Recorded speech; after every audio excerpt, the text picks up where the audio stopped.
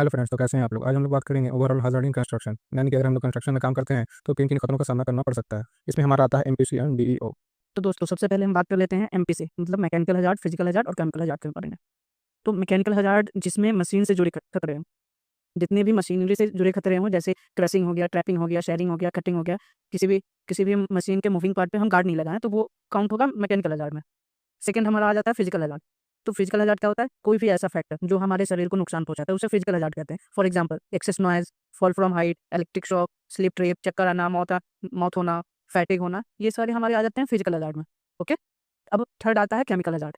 तो chemical hazard के बारे में हम लोग बात करते हैं। केमिकल की वजह से अगर हमारे शरीर को कोई नुकसान होता है तो उसे हम केमिकल हजार्ड में काउंट करते हैं। ओके। फॉर एग्जांपल एसिड में हम काम कर रहे हैं, एसिड से हमें हमारे शरीर को कोई नुकसान हो रहा है तो वो केमिकल हजार्ड में। पेंट, केमिकल कॉज इरिटेशन, जैसे हमें मतलब कि खुजली वगैरह हो जाता है नॉर्मल तौर पे, इससे हमें थोड़े से एलर्जी वगैरह भी होते हैं, तो ये भी हमें केमिकल हजार्ड में ही काउंट करने होते हैं। ओके। तो हम लोग आगे बढ़ते हैं। एमपीसी के बाद आता है बीईओ मतलब biological hazard, environmental hazard, organisational hazard. Okay. तो सबसे पहले हमारा आता है बायोलॉजिकल हजार्ड। तो बायोलॉजिकल हजार्ड क्या होता है? जो बैक्टीरिया जिसे हम देख नहीं सकते हैं, उसकी वजह से हमें कोई डिजीज होती है, कोई बीमारी होती है, कोई संक्रमण होता है, तो उसे हम बायोलॉजिकल हजार्ड में काउंट करते हैं। ओके। तो इसके एग्जाम्पल कुछ हैं: bacteria, virus, blood and other body fluid, मतलब कि खून खून जमा हो जाना, या फिर कहीं कहीं पे होता है कि बॉडी में पानी जमा हो जाता है, तो ये बायोलॉजिकल हजार्ड में होता है। वैसे बैक्टीरिया जिसे हम देख नहीं सकते हैं, उसकी वजह से हमें कोई डिजीज हो तो ये बायोलॉजिकल हजार्ड में आएगा। ओके। अब नेक्स्ट आता है हमें इन्वायरमेंटल हजार्ड या इलेक्ट्रिकल हजार्ड।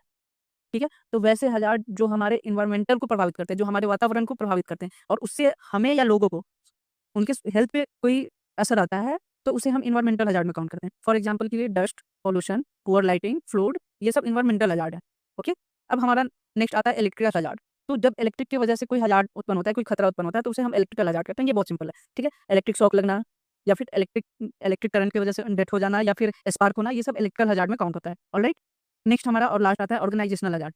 तो ऑर्गेनाइजेशनल काम, कम समय में ज़्यादा काम करना, वर्कलोड दे देना, चाहे पेपर वर्क हो या ऑफिस वर्क हो, ये मेंटली डिस्टर्ब करता है वर्करों को, एम्प्लॉय को। तो ये ऑर्गेनाइजेशनल हजार्ड। एक तौर पे सिंपल तौर पे इसको बोलेंगे कि अगर ऊपर से अननेसेसरी प्रेशर आता है तो उसे हम ऑर्गेनाइजेशनल हजार्ड में काउंट करते हैं।